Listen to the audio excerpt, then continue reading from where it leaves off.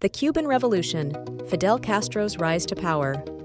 Once upon a time in Cuba, a man with a big beard and even bigger dreams decided it was time for a change. Fidel Castro, alongside his trusty comrades Che Guevara and Camilo Cienfuegos, led a group of rebels who were less about polite protests and more about getting things done with rifles and revolutionary slogans. Their mission? Overthrow the US-backed dictator Fulgencio Batista, who was living the high life while much of Cuba struggled to get by. After years of guerrilla warfare, Fidel's forces gained momentum.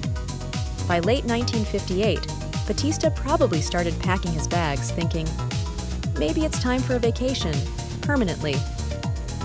On January 1st, 1959, as the world was nursing New Year's Eve hangovers, Fidel and his troops marched into Havana like rock stars at a sold-out concert.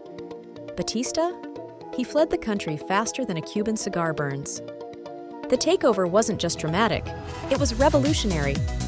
Castro's arrival in Havana symbolized the end of years of struggle and the start of a new Cuba. But of course, not everyone was thrilled.